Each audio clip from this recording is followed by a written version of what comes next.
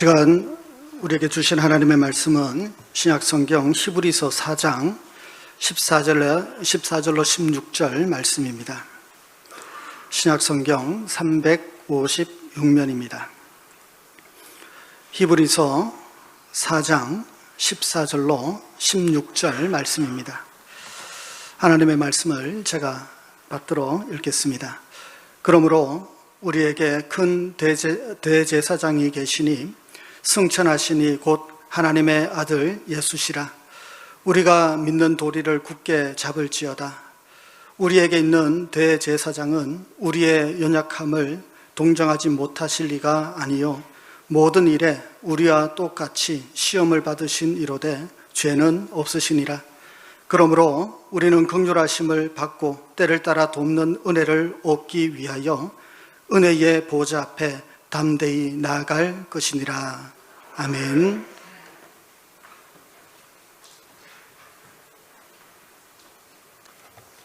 네, 오늘 우리 시온 찬양대 찬양 은혜를 많이 받았습니다. 네, 감사합니다. 오늘 우리가 히브리서 말씀을 읽었는데 이 히브리서라는 제목은 히브리인들을 향한 서신이다, 그런 의미가 담겨 있습니다. 여러분, 이 히브리인이 누구죠? 히브리인은 유대인들입니다. 다시 말씀드리면 유대인들을 향해 보낸 서신이 바로 히브리서인데, 어떤 유대인인가?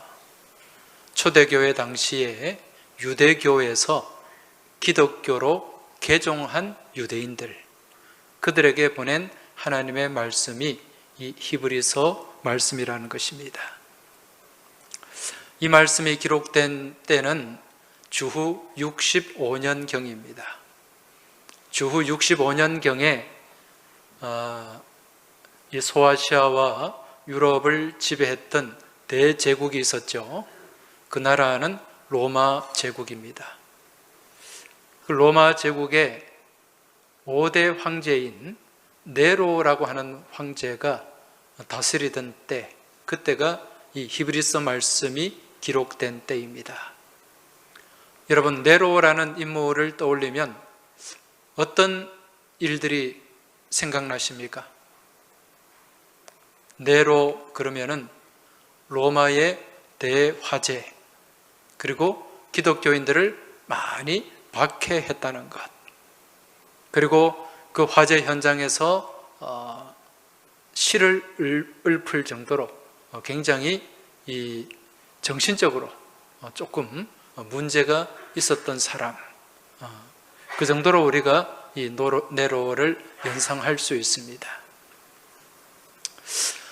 이 로마 대화재가 일어난 때는 주후 64년경입니다. 64년경에 로마 시내 거의 한 8알이 불타고 말았어요. 로마 시내에 14개의 구획이 있는데 그 중에 한 10개 이상이 불에 다 타고 말았습니다. 학자들은 이제 이 로마 대화재 사건에 대해서 여러 가지 추론을 합니다. 당시에 네로가 이 그리스 문명을 굉장히 숭상했는데, 이 로마 시내를 그리스의 유명한 도시 아테네나 고린도와 같이 그렇게 바꾸기 위해서, 재개발하기 위해서 불을 질렀다, 그렇게 얘기하기도 하고, 또 어떤 학자들은 당시에 이 네로가 굉장한 폭정을 일삼았기 때문에 그러한 폭정을 감추고 사람들의 시선을 돌리기 위해서 불을 질렀다, 그렇게 이제 추측하기도 합니다. 아무튼 이 로마 대화재 사건으로 인해서 가장 큰 피해를 당한 사람들이 있는데, 그들이 누구일까요? 그들은 바로 예수 믿는 사람들, 기독교인들이었습니다. 이 로마 대화재 사건이 일어나고 난 이후에 아주 더 강한 그런 핍박이, 박해가 일어났기 때문에 그렇습니다. 당시에 네로가 이 로마의 화재가 일어나고 난 이후에 이 백성들의 민심이 굉장히 악화되었어요. 그 네로를 향한 엄청난 비난의 목소리들이 들려왔습니다. 그런데 이 화재에 대한 이 책임을 누가 져야 되는데, 이 책임을 황제가 질 수는 없잖아요. 그래서 이 화재의 책임을 전가하는데 누구에게 전가를 했는가? 바로 기독교인들입니다. 당시에 로마 시내가 불이 붙어가지고 막 그렇게 불타오를 때 이 당황한 로마 시민들이요, 로마의 그 신전, 로마의 신전으로 달려가서 거기서 막 울부짖고 또 그 신 앞에, 로마의 신 앞에, 신들 앞에 매달렸습니다. 그렇게 많은 사람들이 신전에 와서 매달렸는데 거기에 나타나지 않은 사람들이 있어요. 그들이 누구였을까요? 다른 신을 섬기지 않은 기독교인들이었습니다. 그래서 네로가 이제 이 기독교인들을 대상으로 저 크리스찬들, 기독교인들이 로마 시내에 불을 질렀기 때문에 저들이 신전을 찾지 않았다라는 누명을 씌우고, 그리고 그 책임을 다 기독교인들에게 돌렸던 것입니다. 그러면서 엄청난 박해를 시작을 했습니다. 우리가 잘 아는 것처럼 그 로마의 원형 경기장, 그 원형 경기장 안에 굶주린 사자를 풀어놓고 이 기독교인들, 크리스찬들을 거기에 집어 던져 놓습니다. 그러면 그 굶주린 사자들이 그냥 달려 들어가지고 물어뜯고 그 육신을 산산조각내서 그렇게 잡아먹는 그런 잔인한 일들, 그렇게 잔인하게 박해를 했다는 거죠.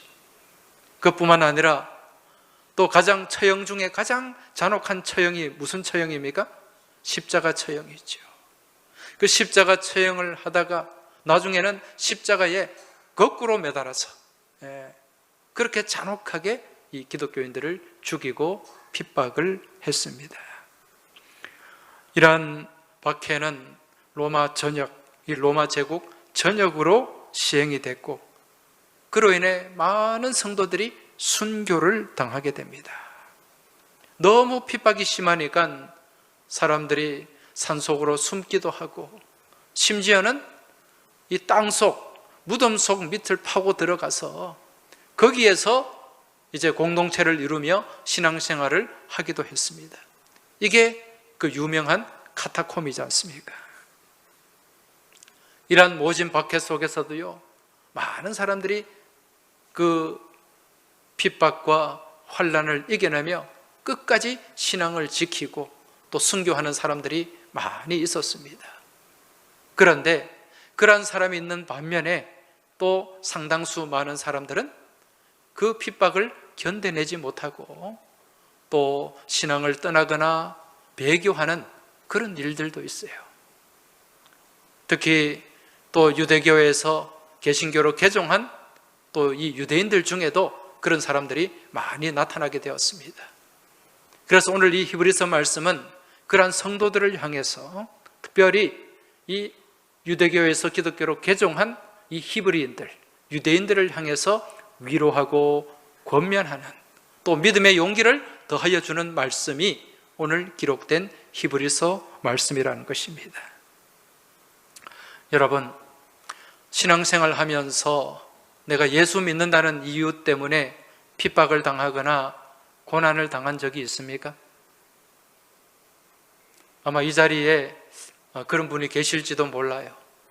실제로 우리 교회 또 어느 여집사님은 지금도 이 가족이나 시어머니가 너무 반대하기 때문에 주일날 몰래 교회에 나와서 예배드리고 또 그렇게 주님을 만나는 집사님도 있습니다.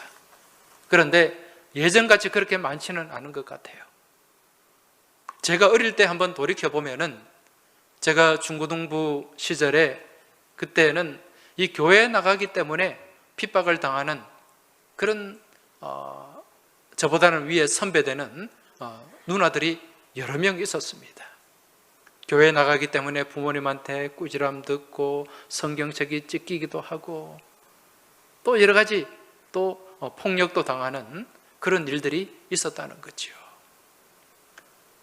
여러분, 옛날에는 예배가, 요즘은 오후 예배를 드립니다마는 옛날에는 주일 낮 예배와 저녁 예배가 있었지 않습니까? 실제로 제가 주일 저녁 예배를 참석했는데 어느 날 그 술 취한 남편이 여집사님을 찾아와 가지고 그 예배 현장에서 행패를 부리고 그렇게 끌고 나간 그런 적도 있었습니다. 예전에 제가 부목사로 사역했던 교회 장로님 한 분, 그분도 젊은 시절에는 굉장히 이 부인의 신앙을 핍박했던 분입니다. 그 집에 3남매가 있는데 그 여집사님이 늘 주일이 되면은 아이들을 데리고 교회를 나가는데 남편이 그렇게 핍박을 한 거예요.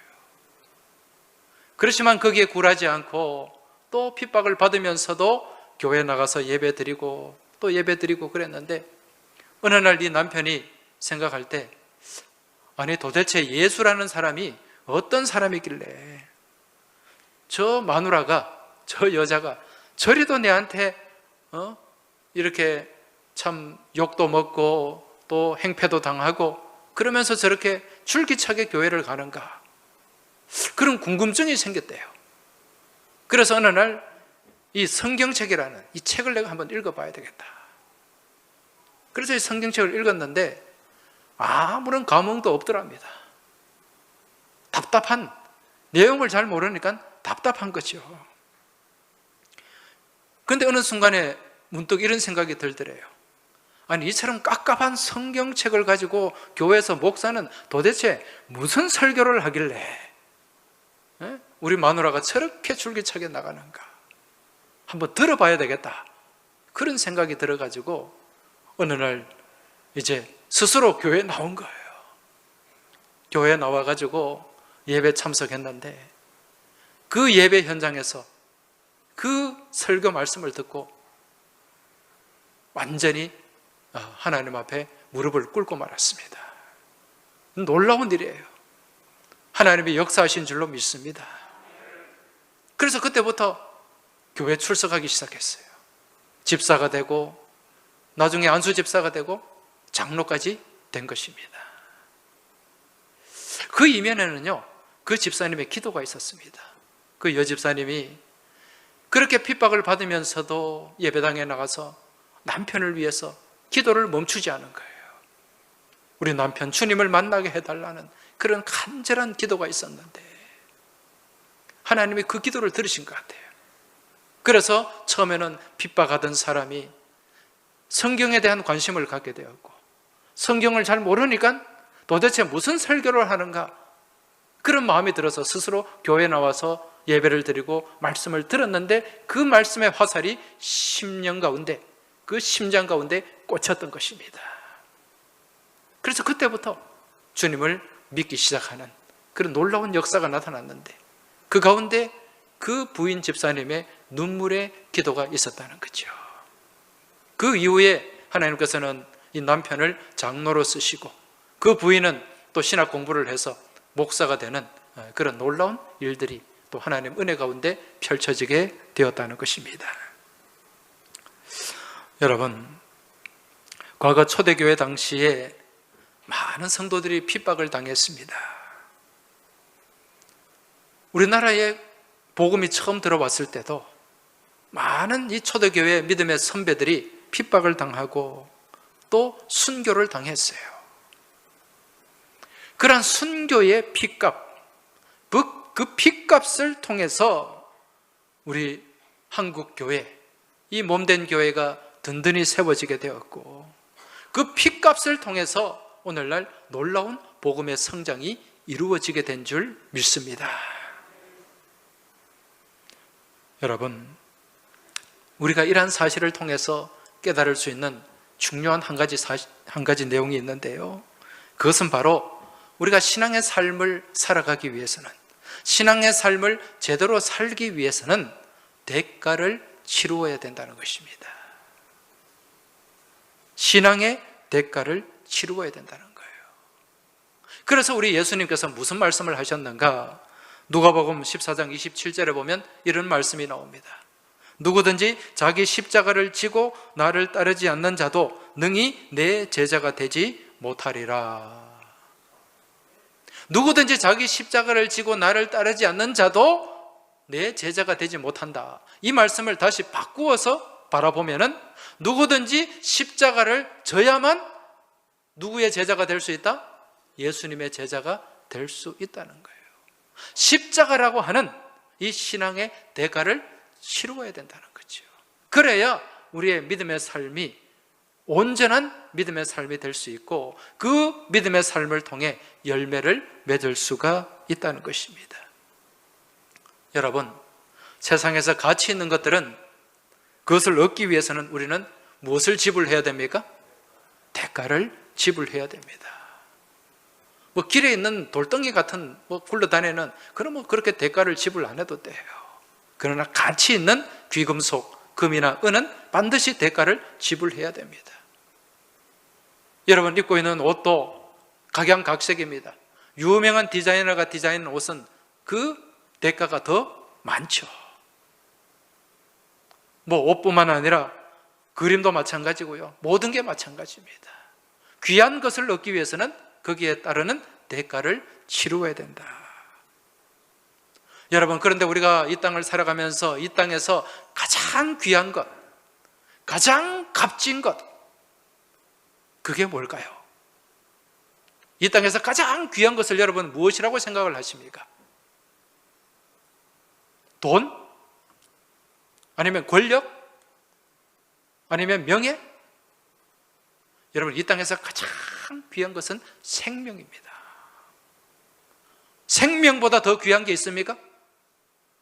아니, 말씀 좀 해보세요. 귀한 게 있어요, 없어요? 없죠. 왜? 지금 내게 생명이 없다면, 내게 주어진 생명이 없다면 권력이 무슨 소용이며 명예가 무슨 소용이며 돈이 무슨 소용입니까?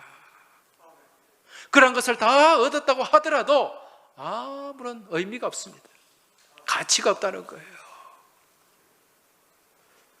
우리 예수님께서요, 누가복음 말씀을 통해서 들의 백합화를 보라고 말씀하셨어요. 저 들의 백합화를 봐라. 저 백합화 한 송이가 솔로몬이 입은 모든 영광으로 입은 그것이 저 꽃 하나만 못하다. 그렇게 말씀하셨습니다.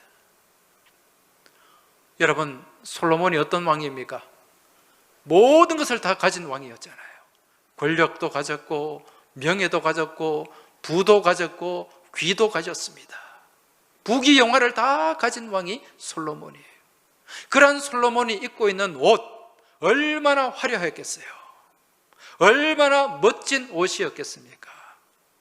그런데 그런 솔로몬의 영화, 솔로몬이 가지고 있는 그처럼 아름다운 것들이 저 들에 있는 백합화 한 송이만 못하다는 거예요. 여러분, 백합화, 우리가 생각하는 백합화, 머리에 떠오르는 백합화가 있죠. 이스라엘의 백합은 그게 아닙니다. 이스라엘에 아마 성지순례 가보신 분들은 보셨을 텐데 2월달이 되면 온 들판에 사방에 그냥 피어나는 들꽃이 있어요. 빨간색인데 일종의 아네모네입니다. 그걸 성경에서는 백합이라고 번역을 했는데 이건 너무도 흔한 꽃이에요. 쉽게 볼 수 있는 그런 꽃들입니다. 그런데 이 흔한 꽃 한 송이가 솔로몬의 모든 부귀와 영화보다 더 귀하다. 왜 그런 말씀을 하셨을까요? 그 꽃 가운데는 무엇이 있기 때문에? 생명이 있기 때문에. 그처럼 생명이 귀한 거예요. 그런데 이러한 생명, 우리에게도 주어진 생명이 있습니다만 이 생명에 끝이 있습니까? 없습니까? 끝이 있죠. 시간이 지나면 모든 생명은 꽃이 시들듯이 다 시들게 됩니다. 이걸 우리는 죽음이라고 얘기하는 거예요. 이 생명의 끝을 두려워하지 않는 사람이 없습니다. 다 두려워해요. 그런데 우리 하나님께서는 이러한 생명이 끝나지 않도록, 끝나지 않는 생명, 영원한 생명을 우리에게 주셨습니다. 할렐루야. 그걸 우리는 영생이라고 합니다. 여러분, 그 영생은 어떻게 얻게 되는 겁니까? 무엇을 치르고, 무슨 대가를 치르고? 예수 그리스도의 피값입니다. 십자가 보혈입니다. 하나님이 세상을 이처럼 사랑하사 독생자를 주셨으니 이는 그를 믿는 자마다 멸망하지 않고 영생을 얻게 하려 하심이라. 할렐루야. 독생자를 주신 이유가 우리가 영생을 얻게 하기 위해서, 영생을 주기 위해서 무슨 대가를 치루었습니까? 독생자가 십자가에 달려 죽는, 온몸의 피와 물을 다 쏟아내는 그 죽음의 대가를 치루었다는 거예요. 여러분, 생명도 귀하지만 이 생명보다 더 귀한 것이 영원한 생명, 영생인 줄 믿으시기 바랍니다. 우리 하나님은요, 하나님의 자녀된 우리가 영생을 얻기를 원하시는 줄 믿으시기 바랍니다. 그런데 우리가 이러한 영생, 가장 고귀하고 가장 가치 있는 이러한 영생을 얻는 것을 싫어하는 세력이 있습니다. 싫어하는 존재가 있어요. 그 악한 존재가 누굽니까? 마귀라는 거죠. 마귀는 어떻게 해서든지 이 땅을 살아가는 사람들이 이러한 영생을 얻는 것, 이걸 막으려고 합니다. 이걸 방해하려고 합니다. 왜? 자기의 수하에서 벗어나기 때문에 그런 거예요. 그래서 이 땅의 백성들이 하나님의 자녀가 되는 것을 가로막기 위해서, 복된 삶을 살아가는 것을 방해하기 위해서 마귀는 핍박을 하는 거죠. 박해를 하는 것입니다. 초대교회 때도 마찬가지입니다. 많은 초대교회 성도들이 예수 믿고 영생을 얻어가며 하나님의 나라가 확장되는 그 모습을 보면서 마귀들은 발악을 하게 됩니다. 그래서 온갖 수단을 다 동원해서 백성들을 핍박을 했어요. 그 핍박의 수준이 어느 정도였는가? 히브리서 11장 말씀에 잘 나타납니다. 히브리서 11장 35절에서 38절을 한번 보시기 바랍니다. 화면에 한번 띄워주시기 바랍니다.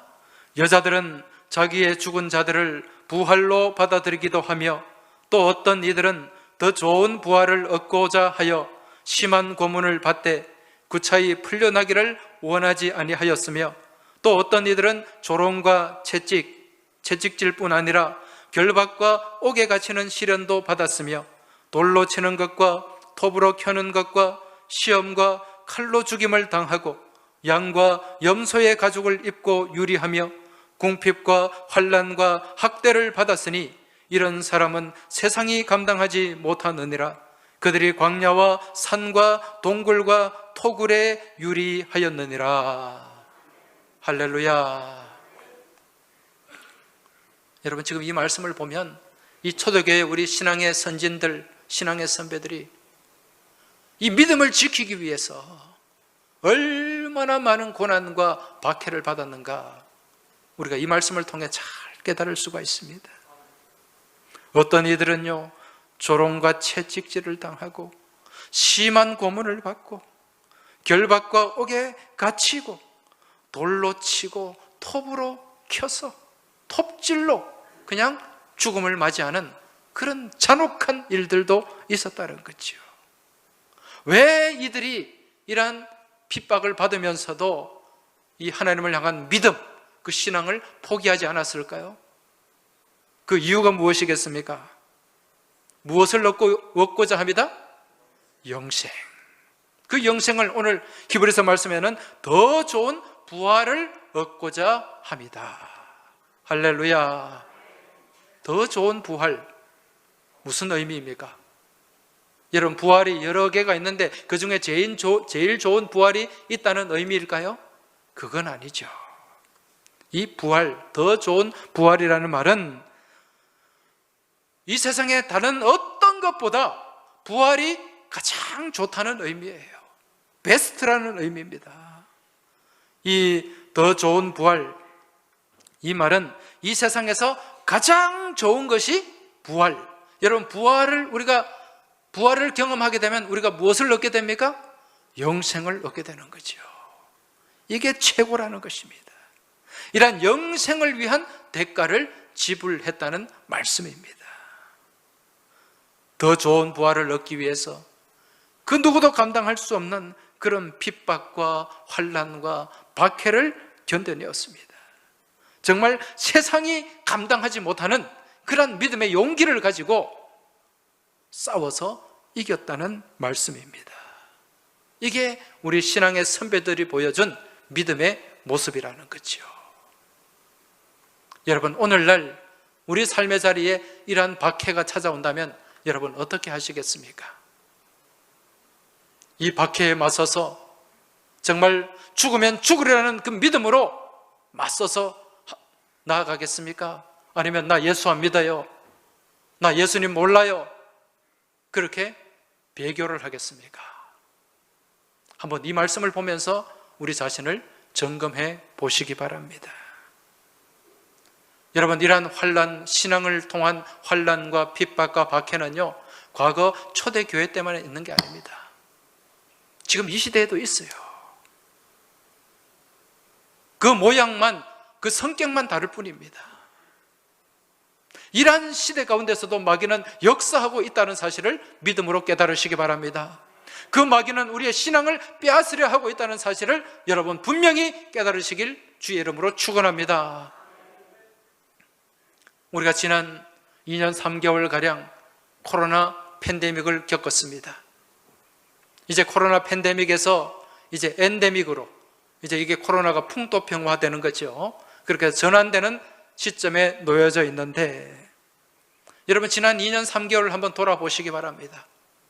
이 코로나 팬데믹으로 인해서 가장 많은 피해를 당한 데가 어디입니까? 교회 공동체예요. 우리 그리스도인들이 신앙에 많은 어려움을 겪었습니다. 교회에서 초창기에 확진자가 나오면은요, 언론에서는 대서특필이라고 며칠간 그걸 다룹니다. 교회 실명까지 나와요. 그리고 또 관계기관에서는 또 그걸 막 억압하고 통제를 합니다. 실제로 우리가 겪고 경험한 일이지 않습니까? 심지어는 직장 다니는 분들은 어땠습니까? 직장에서 교회 다닌다는 이유로 불이익을 많이 당했습니다. 교회 나가지 말라는 그런 직장 상사도 있고, 또 교회 나갔다는 이유로 문책을 당하고 또 불이익을 당했다는 것입니다. 아마 지금도 그런 상황에 놓여져 있는 교우들이 많이 있을 것인데, 여러분 이러한 상황에, 이러한 어려움 가운데 놓여져 있는 우리 성도들을 향해 오늘 주님께서는 뭐라고 말씀하시는가? 14절 말씀 한번 보시기 바랍니다.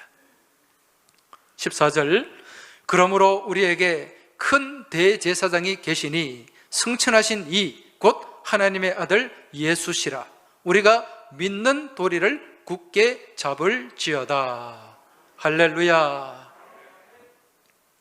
지금 이 핍박을 당한 이 초대교회 성도들, 히브리 성도들에게 주님께서는 이러한 핍박 가운데서 큰 대제사장이 계시는데, 그 큰 대제사장 예수님을 붙잡고 믿는 도리를 굳게 잡아라, 그렇게 말씀하고 있습니다. 믿는 도리를 놓치지 말라는 거예요. 여러분 여기서 말씀하는 믿는 도리가 무엇입니까? 이 믿는 도리는 헬라 말로 호몰로기아라는 말인데, 이 호몰로기아는 믿음의 중심을 얘기하는 것입니다. 믿음의 중심, 그리고 다르게는 신앙 고백을 얘기하는 거예요. 이런 환난의 시대, 핍박의 시대를 살아가면서 우리가 무엇을 놓치지 말아야 된다? 신앙의 중심을 놓치지 말아야 된다는 것입니다. 주님을 향한 신앙 고백을 놓치지 말아야 된다는 거죠. 그리고 누구를 바라봐야 된다고요? 대제사장이신 우리 주님을 바라봐야 된다. 그분이 어떤 분이시기에, 이 대제사장 되신 예수님이 어떤 분이시기에, 15절을 보시기 바랍니다. 우리에게 있는 대제사장은 우리의 연약함을 동정하지 못하실 리가 아니요, 모든 일에 우리와 똑같이 시험을 받으신 이로되 죄는 없으시니라. 대제사장이신, 큰 대제사장이신 예수님, 우리 예수님은 이 땅에 인간의 몸을 입고 오셨어요. 인간이 가지고 있는 연약함도 가지고 있습니다. 아픔도 느껴요. 슬픔도 느낍니다. 이분이 우리의 연약함을 동정하신다는 거죠. 우리 인간들하고 똑같지만은 죄는 없으신 우리 예수님이 우리와 똑같은 환난을 당하고 핍박을 당하고 고난을 당하셨기 때문에 우리의 아픔 가운데 함께 하시고 그 아픔을 체휼하시고 그리고 그 아픔을 동정하시는 분이다. 이걸 오늘 본문을 통해 말씀하고 있습니다. 그래서 오늘 우리가 여기서 유심히 봐야 될 단어는 동정이라는 단어예요. 여러분, 동정이라는 말 뜻이 뭡니까? 우리가 누군가를 동정한다 그러죠. 그 동정한다 그러면 불쌍히 여긴다, 우리가 그렇게 생각을 합니다. 그런데 이 원문의 뜻, 이 동정이라는 말은 심파테오라는 말인데, 이 헬라 말로 이 심파테오는요, 동일한 감정을 갖는다는 거예요. 동정한다는 거예요. 동일한 감정. 그러니까 공감한다는 거죠. 우리 예수님은 우리에게 공감하시는 분인 줄 깨달으시기 바랍니다. 우리의 무엇을 공감하십니까? 우리의 아픔을 공감하시고, 우리의 연약함을 공감하시고, 우리의 고통을 공감하시고, 우리의 환난을 공감하시는 분이에요. 우리가 환난을 당하고 아픔을 당하고 정말 그 괴로움 가운데 놓여져 있을 때 우리 주님은 아무런 감각 없이 그냥 우리를 방치하는 분이 아니라 그 고통 가운데 친히 함께 하시고 같이 아파하시고 그 고통을 공감하는 가운데 함께 나누는 분이 우리 주님 예수 그리스도인 줄 믿으시기 바랍니다. 여러분, 이러한 아픔을 함께 나누는 것, 그 아픔을 같이 아파하고 공감하고 공유하는 것, 이걸 사자성어, 한자 사자성어로 뭐라고 얘기하죠? 동병상련. 그 아픔을 같이 공감하고 같이 연민을 나눈다는 거죠. 우리 주님은 동병상련의 주님이십니다.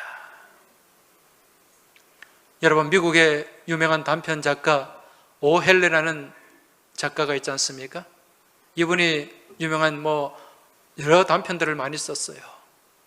그 중에 또 하나가 뭐냐면은 강도와 신경통이라고 하는 단편 소설이 있습니다. 아마 읽어보신 분도 계실 텐데, 이 강도와 신경통 그 소설을 보면은 어느 집에 강도가 침입을 하게 됩니다. 이제 물건을 훔치려고 집에 갔는데 그만 주인에게 들키고 말았어요.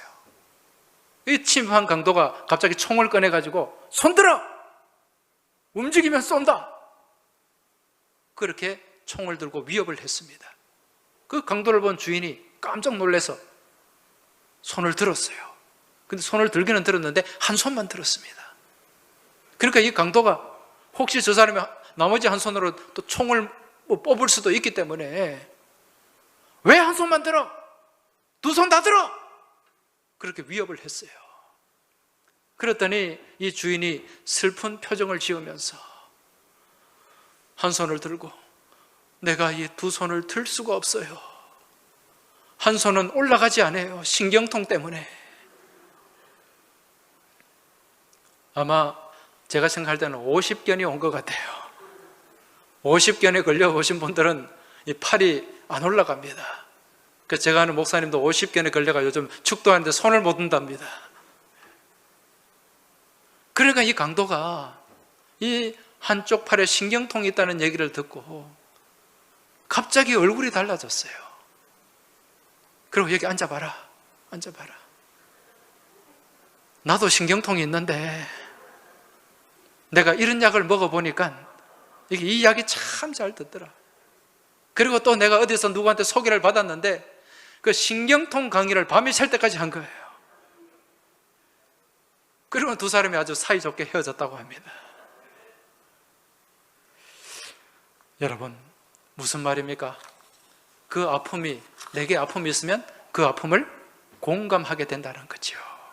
이게 동병상련입니다. 우리 주님이 그런 분이에요. 우리의 아픔과 우리의 고통과 우리의 고난 앞에서 전혀 무감각한 분이 아니라 우리보다 더 그 아픔을 느끼고 더 아파하시는 분이 누구시다? 우리 예수님이다. 왜? 우리 예수님은 그 누구도 감당하지 못하는 엄청난 십자가 고난을 직접 겪으신 상처 입은 치유자이시기 때문에 그렇습니다. 이러한 주님께서 우리의 환난, 핍박, 고난 가운데 그대로 내버려 두시는 것이 아니라 오늘 말씀을 보면 우리를 도우시는데 어떻게 도우시는가? 때를 따라 돕는 은혜. 할렐루야. 오늘 말씀의 제목이 뭡니까? 때를 따라 돕는 은혜입니다. 그런 긍휼하심을 가지고 우리를 때를 따라 은혜로 도우신다는 거예요. 16절 말씀 보십시오. 그러므로 우리는 긍휼하심을 받고 때를 따라 돕는 은혜를 얻기 위하여 은혜의 보좌 앞에 담대히 나아갈 것이니라. 할렐루야. 여러분, 때를 따라 돕는 은혜, 이게 무슨 은혜를 얘기하는 겁니까? 이 은혜는 그 때와 상황에 맞게 가장 적절하게 도와주시는 은혜를 얘기하는 거예요. 우리 주님은 우리의 처지와 우리의 형편을 누구보다도 더 잘 아시는 분입니다. 나 자신보다도 더 잘 아시는 분이 우리 주님이에요. 그래서 가장 적절한 때에 하나님께서 필요한 은혜로 우리를 도우시는 줄 믿으시기 바랍니다. 여러분, 옛날에 오래전에 개봉된 영화 중에 브레이브 하트라는 영화가 있었죠. 브레이브 하트. 멜 깁슨이라는 배우가 주연을 했는데, 이 브레이브 하트는 영국 스코틀랜드, 스코틀랜드의 독립운동을 다룬 영화입니다. 그 독립운동의 그 지도자가 윌리엄 월레스라는 지도자인데, 그 사람의 삶을 다룬 영화인데, 그 당시에 이 윌리엄 월레스라는 사람 말고 또 아주 국민적인 영웅이 된 독립운동가가 있었어요. 그 사람의 이름은 로버트 브루스라는 사람입니다. 이 로버트 브루스라는 사람이 이제 스코틀랜드 독립운동을 하면서 잉글랜드 왕에게 쫓기게 되었어요. 그래서 도망을 치다가 이제 아주 그냥 막다른 곳에 몰리게 되었는데, 거기에 동굴이 하나 있었습니다. 동굴이 있었는데 그 동굴로 몸을 숨기게 되었어요. 그런데 그 뒤에, 한참 뒤에 이 잉글랜드 병사들이, 이 로버트 브루스를 추적하던 그 병사들이 그 동굴 앞에 오게 되었습니다. 그런데 이 로버트 브루스가 그 동굴에 숨었을 때 어떤 일이 있었는가? 그 동굴 입구에 거미들이 있어요. 그 거미들이, 로버트 브루스가 들어갈 때 거미줄이 쳐져 있었는데 그게 끊어졌을 거 아니에요, 그죠? 근데 이 거미들이 나타나가지고 막 거미줄을 치기 시작하는 거예요. 그래서 이 잉글랜드 병사들이 잡으러 왔을 때는 이미 동굴의 입구가 거미줄로 쳐져 있었어요. 추적해온 그 병사들이 바라볼 때 어떤 생각이 들었을까요? 여기 동굴 안에 사람이 있다 없다? 없다. 아무도 없네. 그 생각을 가지고 그 동굴을 수색하지 않고 그냥 그곳을 떠나고 말았습니다. 그때 이 브루스가 기도를 했습니다. 하나님, 이처럼 자그마한 거미의 뱃속에 나를 위한 피난처를 마련해 두시고 가장 적절한 때에 거미를 보내사 나를 보호하시려 거미줄을 치게 하시니 감사합니다. 할렐루야. 여러분, 이것이 바로 때를 따라 돕는 은혜인 줄 믿으시기 바랍니다. 여러분, 우리 하나님께서는요, 우리가 상상하지 못하는 방법으로, 우리가 생각하지 못한 그런 신기하고 놀라운 방법으로 우리를 도우시고 우리와 함께 하시는 분임을 깨달으시기 바랍니다. 그래서 가장 적절한 때에 하나님이 때를 따라 은혜로 도우시는데, 그 때를 따라 돕는 은혜를 경험하기 위해서는 우리는 무엇을 해야 되는가? 무엇을 해야 될까요? 오늘 말씀 마지막을 보시기 바랍니다. 그러므로 우리는 긍휼하심을 받고 때를 따라 돕는 은혜를 얻기 위하여 무엇을 해야 된다? 은혜의 보좌 앞에 담대히 나아갈 것이니라. 할렐루야. 우리가 때를 따라 돕는 은혜, 여러분 경험하길 원하십니까? 그 은혜를 받길 원하십니까? 그럼 우리가 무엇을 해야 된다고요? 담대히 은혜의 보좌 앞으로 나가야 될 줄 믿습니다. 은혜의 보좌가 어디입니까?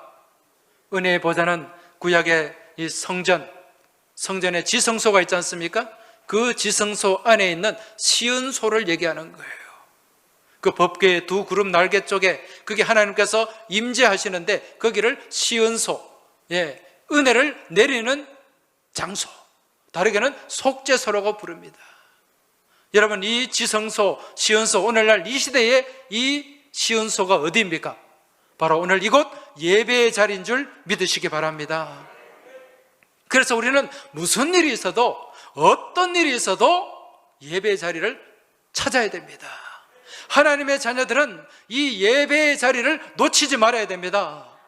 예배에 성공해야 됩니다. 예배에 목숨을 버려야 됩니다. 아멘이라도 크게 하시기 바랍니다. 우리가 예배에 성공을 해야 돼요.